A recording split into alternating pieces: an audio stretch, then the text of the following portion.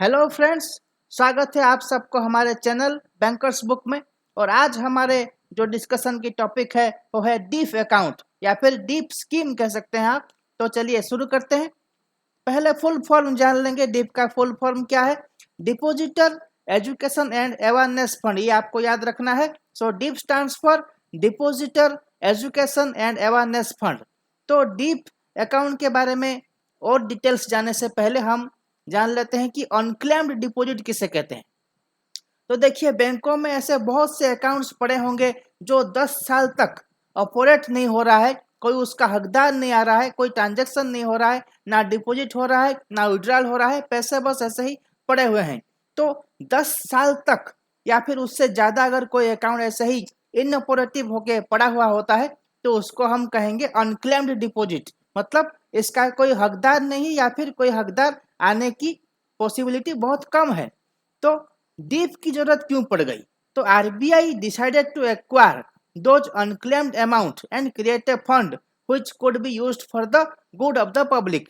मतलब जो भी अकाउंट्स बैंकों में इस तरह से अनक्लेम्ड पड़े होंगे तो उन सबको मिलाकर एक फंड क्रिएट किया जाए जो कि आम आदमी की मदद में आ सके, आम आदमियों को सिखाने में बताने में काम आ सके। तो ऐसा एक फंड क्रिएट करने की आरबीआई ने ये डिसीजन लिया है।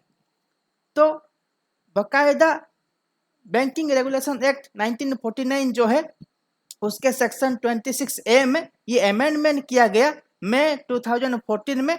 और आरबीआई ने एस्टैब्लिश किया depositor education and awareness fund, जिसको हम डीप फंड के नाम से जानते हैं। आपको ये सेक्शन, डेट और महीने ये आपको इम्पोर्टेंट है, ये याद रखिए। सेक्शन 26A मई 2014 में ये डीप फंड जो क्रिएट किया गया था। सो all the unclaimed accounts in bank need to be transferred within 3 months after becoming 10 years default।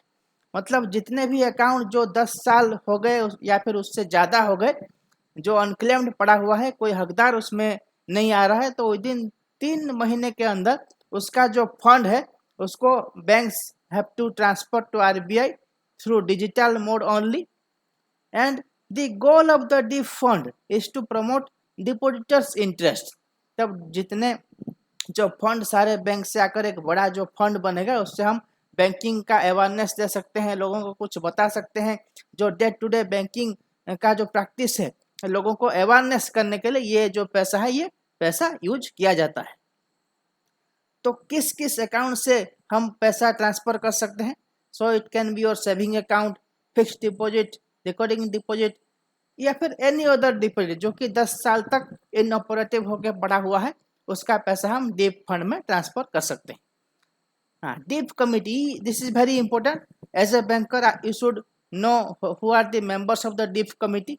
So first member will be the chairman and he is a deputy governor of RBI, and other 6 members are 2 RBI officers, 1 MD of bank, an expert in banking nominated by RBI, 1 person who represent customer interest, and finally an officer as member secretary. So ये आपका deep committee है जो committee decide करता है कि पैसा जो है कहाँ पे कैसे हम खर्च कर सकते हैं। तो एक पॉसिबल सिचुएशन यहाँ पे अराइज कर सकता है कि अगर 10 साल बाद जो पैसा आपने ऑलरेडी आरबीआई को ट्रांसफर कर दिया है एज ए डीप फंड, तो 10 साल बाद अगर कोई क्लेम करने आता है तो क्या होगा? तो आंसर ये है कि आप उसके क्लेम को वेरीफाई करेंगे, उसका आइडेंटिटी जो है आधार कार्ड पैन कार्ड जो लेकर उसको वेरीफाई करेंगे। अगर आप सेटिस्फाइड हो गए तो आप आरबीआई को एक क्लेम इशू करेंगे कि डिपॉजिटर अपना क्लेम लेने आया है। आप आरबीआई को क्लेम इशू करेंगे और उसको पैसा आप जो भी इनऑपरेटिव अकाउंट में जो भी उसका पैसा था आप उसको लौटाएंगे। भले ही ये 10 साल पुराना हो गया हो लेकिन आपको ये पैसा लौटाना पड़ेगा। दोस्तों, ये था आपका डीप स्कीम। तो हमारे चैनल को आप ऐसे ही देखते रहिए, वीडियोस को लाइक करते रहिए, शेयर करते रहिए और हमारे चैनल को सब्सक्राइब जरूर कीजिए।